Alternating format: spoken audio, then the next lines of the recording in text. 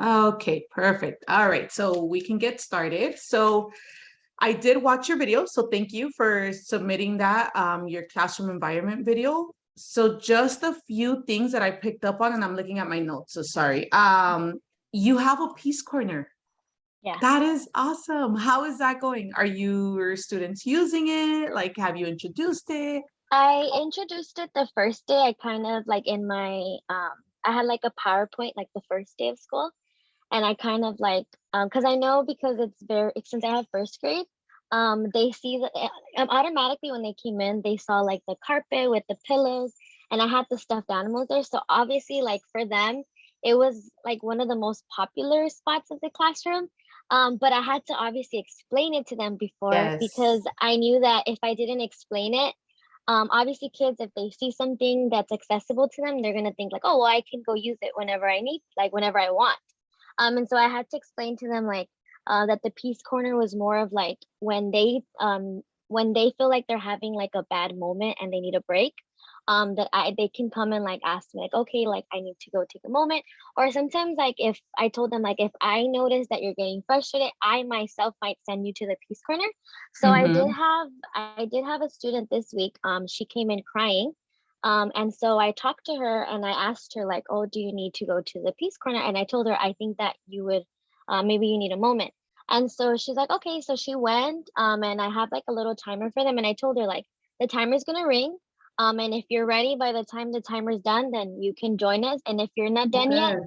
then you can just tell me and I'll add more time. And yeah, the minute that the timer rang, she knew like, okay, I'm ready. And she, placed the things back in the area. And then she came and she joined us. So I think that the Oh, kids are kind of understanding like the point of it. And yeah. obviously, like the first 2 days, I did have like occasion like Miss, please, can we go to the area?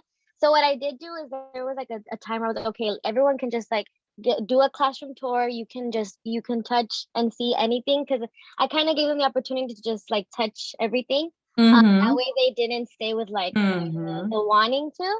Yeah. But I think they're getting the hang of it. So I hope that Oh, that's they enjoy it. awesome. Yeah.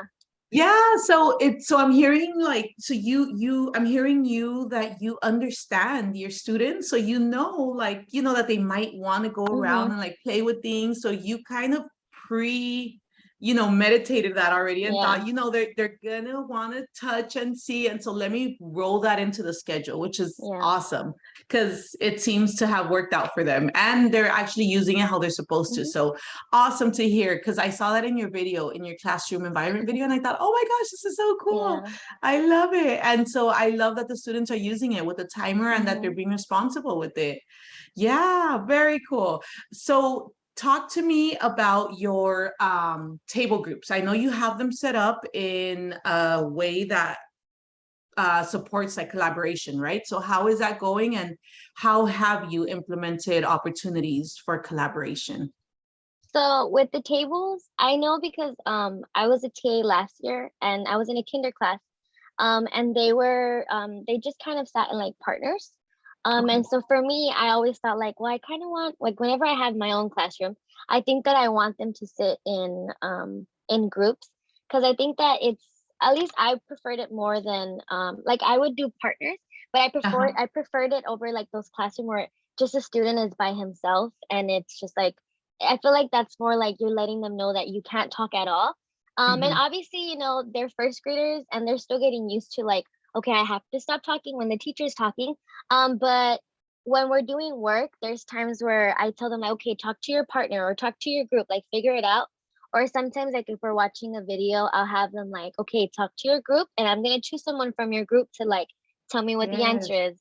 So they're getting used to it, especially like again, since I put in every table, I don't know if you saw in the video how they each have like a little tub. And so they Supply, have, uh-huh. yeah, so they have like their supplies, they have like their crayons and their markers. And they're always like touching those types of things. But I feel like they're slowly getting used to it because if they notice, like, and then I also, since I do class dojo, they're getting points individually, but also as a table. So whenever I say like, oh, I like how table two has like a clean space, then it encourages like other tables, and you can hear them say like, come on, clean your side of the table so we can get a point. Oh, I Yeah, love so that. it allows them to work together. And the first day I read them the story, classroom family. So I hear them using that word now. So like, oh, we're a Yes. classroom family. And I tell them like, you're getting points individually, but also as your table. And so they get, they're competitive with each other, but never to the point where like they're fighting with one another. But Right. you can see that like, oh, well, let's go, like let's try to win this table. So I mean that's how it's been Oh, working so far. And hopefully like they still don't understand like the whole like uh group work yet thing yet, but I okay. think slowly they'll start to like understand it, and Oh, hopefully it'll that's work out good. awesome. I love that. So you Yeah. have the collaboration going. So there's like Mm-hmm. opportunities for them to talk throughout the day. But then you're also, I think, one piece of just thinking about like the strategies that you're using in your class is giving them a warning, telling them, I'm going to call on somebody from this table or whatever. So that might be something, I know you've kind of told them already when you're doing your Mm-hmm. lessons, I'm going to call on somebody from your group. But maybe also, you have sometimes the students who have their filter up or who might Yeah. not want to share. So maybe saying specifically, I'm going to call on somebody from table 2. So table 2, Mm-hmm. I want you to be prepared to share, so that way they kind of have the heads up on like, okay, Yeah. I'm ready. Like, but that's awesome. I think the way you have it set up is definitely promoting that collaboration. And then I did notice that. So that's something else that I wrote down, the class dojo point. So yay, that's awesome. I remember using that in my class too. But I think not only does it promote the individual like wanting Mm-hmm. to do better, but also as a group. So again, you're promoting that collaboration, which is awesome. So yay. And then Okay, so yeah. I noticed too, like I tell them like, just so you know, like every time you get a point, like your parents at home can see how many points. So I've That's had kids, right. I've had kids say like the next day when they see me, they're like, Miss, my mom showed me how many points I have. And so like they Oh, know like that their points grew in case they got more points that day. So I've had students yes. notice that too. Oh, that's very cool. Yeah. So, and that's good because I think because you have that communication already with parents, you've already opened that line of communication with them. So now they're looking into it and they're, connected. So that's awesome that they're also doing that the parents are doing that for them too. Mm-hmm. Okay, so I think let's go quickly into your self-assessment. Now, we're not going to edit or do anything with it today, but I do want to just touch on, let me see, a few of them. So, all right, can you see my screen? Yes. Okay, perfect. So, thinking about TPE1, engaging and supporting all students in learning, is there an area that you think you might still want to continue working in? So for example, thinking about ongoing communication with students and families. I know you already mentioned you use Class Dojo. Yeah. So, that might be something where you're already either exploring or applying, like somewhere here. There's always that room to grow. So if you're at Mm-hmm. the level 3, but I'm gonna just kind of go through it if there's an area, especially in TPE1. So I'll stop here and maybe here.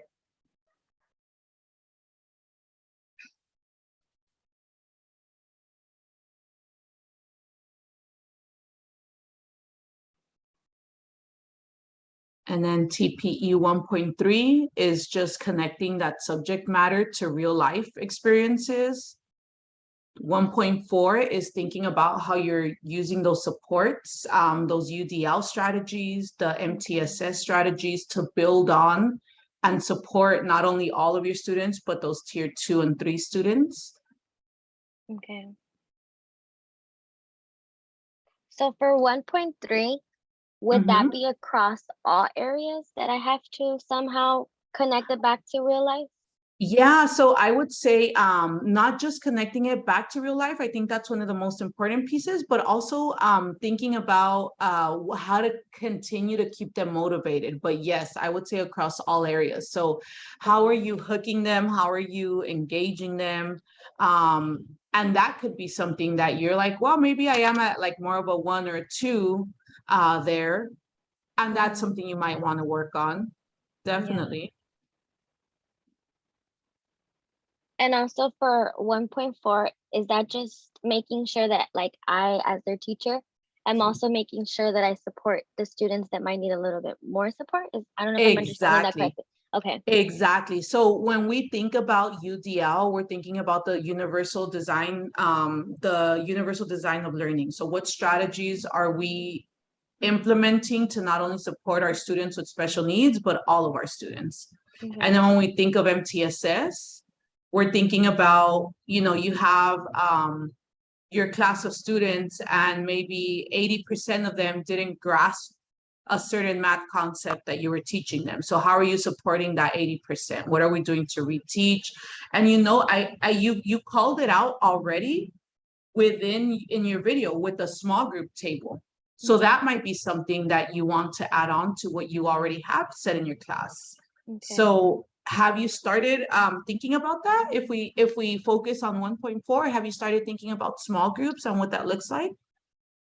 For small groups, I started, I kind of, what I do now, and I mostly do it more right now for ELA and math.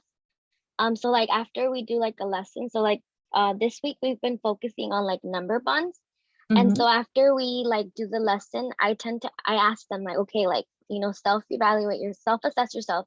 And I told them like, be honest, it's okay if you didn't understand what just happened. And I told them like, I fully understand, I need more practice, or I completely like don't Mm-hmm. understand anything at all. And I noticed that I think it was about like on Monday or Tuesday, um, I had some students tell me that they needed a little bit more practice.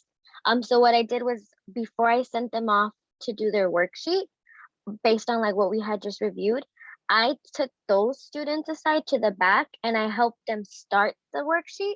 And then once I felt like they felt a little bit more confident, then they were able to go like back and do it on their own. Yes. And they were also like, I told them like, talk to your partner, like if you need more help, and then we'll review it as a class. The only other thing that I can think of there that and it's not that I'm struggling with, but I tend to forget sometimes. I have one student who doesn't speak English at all, and I speak Spanish, so Mm-hmm. it's not like I can't translate for him, but Mm-hmm. because there's only that one student, sometimes I forget and I'm like, oh, I have to explain myself in Mm-hmm. Spanish for the student. So, but sometimes I catch myself too late and then I feel like I don't want him to get frustrated or think that I'm Mm-hmm. leaving him or that I'm like forgetting about him. So I tend to do it on the side because I also noticed, and I don't know if this is something like maybe you can have a tip, but I have noticed that if we're doing group instruction, like in the front when I have them in the rug, before I send them off to myself, if I do translate in that moment, I feel like he gets shy about it. I feel like because since he's the only one I'm translating for, and then I feel like the kids too, like they automatically, when I start speaking Spanish, they turn and look at him because they know that Mm-hmm. he's the Mm-hmm. student I'm translating for. So I also, when I don't translate, it's because I don't want him to feel uncomfortable. But I also, when I'm talking, I feel like I'm talking too much and then he's just kind of lost. So I'm kind of like, Yes. I don't know what to do in that in Have that you checked instance. in? Have you checked in with him one-on-one? I do when we're doing like we're like just say we're doing like a lesson and then I'll just wait until we go and sit down and then I go and talk to him and I ask him like, okay, did you understand everything? Because sometimes if we're like, for example, if we're doing math, if he just sees me doing the numbers, he'll know what to do. Right. But when it comes to me explaining it, that's when I go and like do more of the one-on-one. Uh-huh. But again, if I do it in front of the class, I notice he kind of just gets like, no, no, no, like I understand, like Yeah. I don't know So if he I gets would say, embarrassed about it. Yeah. yeah, I think so. So remember, not just students, but as people, we have our affective filter that goes Mm-hmm. up sometimes, right? So like certain situations or certain things that we're gonna like shut down and say, no, I'm not good right now. So it's Yeah. the same thing with students. And so yes, I think you've already kind of called all of those things that could be happening. He could be getting shy. He could be embarrassed to say that he needs help. He could be, overwhelmed with everybody like turning and looking at him the minute Yeah. you start talking Spanish. So all of those things could be happening. I would suggest, and I know our recesses and our lunches are precious, but I would suggest having a snack, like a snack chat or a lunch club, like something with him and maybe a buddy.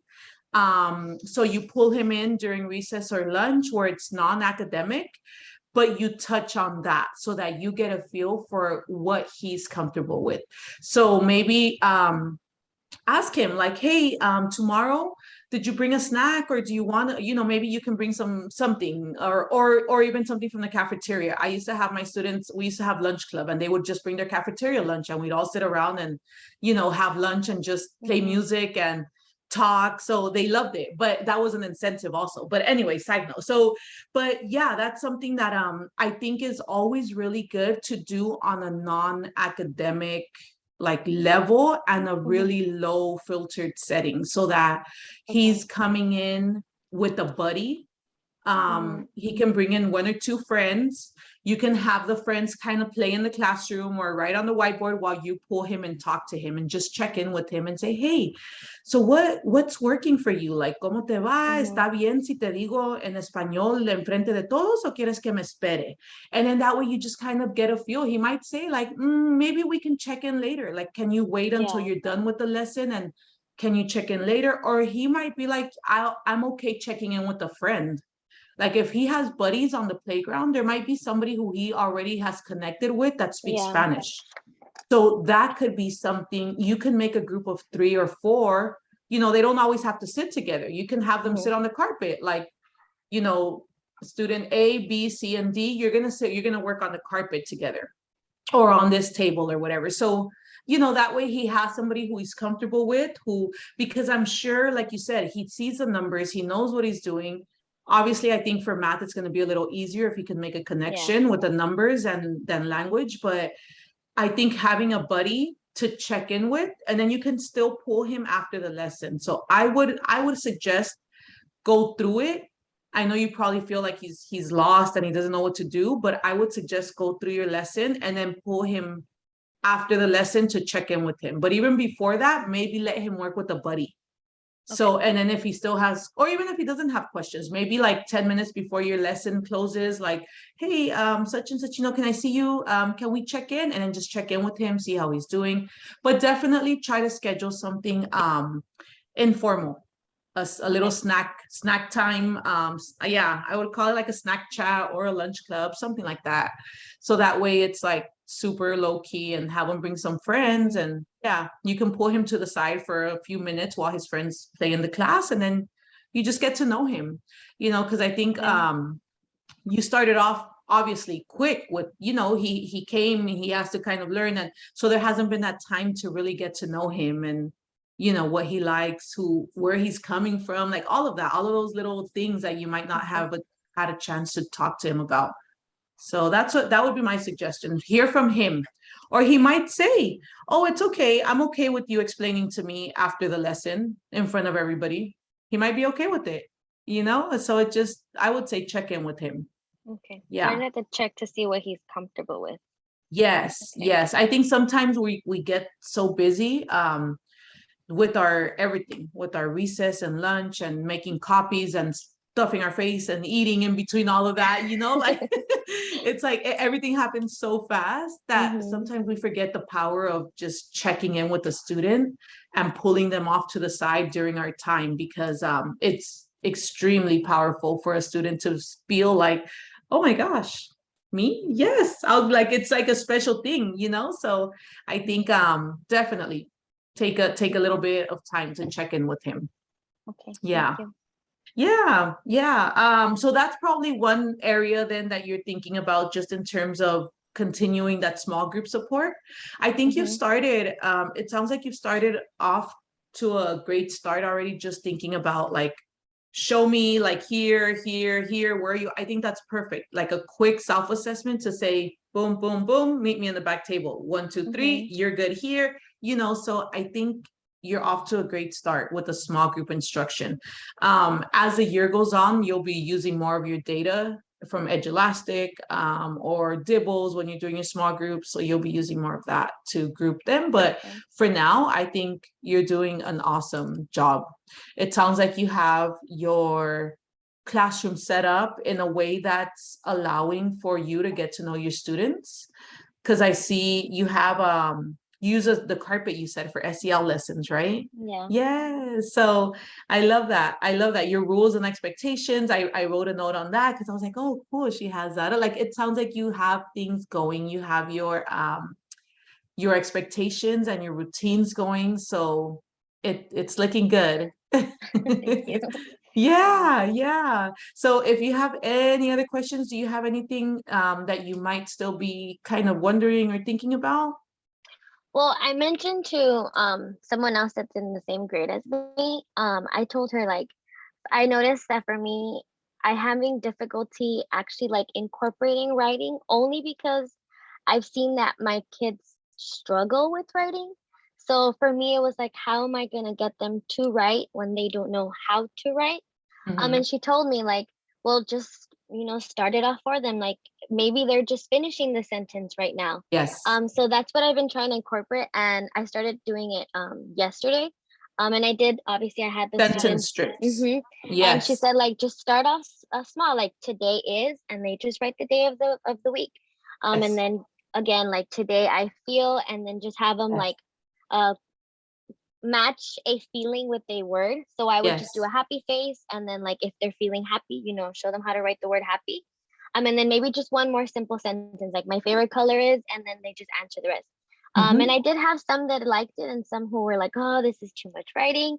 But that was just my thing. That I was like, because we had obviously like a PD, and our principal told us like you have to make sure that you're incorporating writing across all the content area. And for me, it was like, well, how do I do that with my kid? They don't know how to And write. even, Um, yeah, but even like I think that's perfect. Doing a sentence stem is a great start because even with math, mhm, if they have a word problem, you start off the sentence stem for them and they're just filling in the answer. But at okay. least they're getting used to writing. Every Mhm, morning, if you have breakfast in the class, maybe there could be a prompt that you put up or something like you said, the how are you feeling? Today I feel, and then but they have to write everything out. They're yeah. copying it, they might be copying it with a sentence stem, but they're filling in how they feel based Mhm, on what you have. So little things like that. I think you're off to a good start. Once you start you're writing less, like when you're doing writing and you do your mini lessons, that's when you can start pulling students again, same kind of concept. You okay. start pulling them in groups. So you start pulling them in small groups. Are you all doing writers workshop? Or what do you As do of for writing? now, no. We haven't Okay. started really anything. We're kind of just like we barely started like CKLA, like with ELA. I mean, right Okay. now we're just kind of incorporating writing, like I told you. We're just doing journals and kind of just like starting them off, because we did notice that across the board, like with the three classes that are in first grade, they are very low in writing. They don't really Okay. have like any type of foundation there yet. Okay. So we're kind of just starting off very slow with them there. Yeah, yeah, I think you're doing fine. And remember, this is week 2. So right now you're Mm-hmm. establishing routines and procedures. That's the big thing right now. How do we go to get our writing notebooks? How do we go? How do we walk around the class to get Mm-hmm. our supply? That's the biggest thing. So you start slow to go fast. Right now, it's all about continuing those things. And if you can get them to sit and start building their stamina for writing, then you're doing good. You're doing something right now. So that's it. That's, I would say, focus on that. And definitely the routines of how your writing lessons go. Do we all meet at the carpet first and we talk about it? And then I'm going to show you the prompt. Now you're all going to go back and write, right? So you want to start establishing those Okay. procedures, those routines. That's the biggest thing right now. These first maybe 6 weeks, definitely start getting into the content and grade level standards, but Mm-hmm. routines and procedures are going to be huge these first few weeks. Okay. Yeah. Awesome, Laura. You're off to a great start. I think you're doing Thank awesome. I think you're doing awesome for your second week. You seem to have a lot of things in place for your students. So yeah, You're doing good. Thank you. So yeah, let me know. I mean, if there's anything that you need support with, just reach out, email, call, text, whatever it is. And then any feedback that I gave you, you can write that onto your reflection form, and that's what you'll upload. You'll upload the video and then the form. So let me stop recording. So you want to stop recording?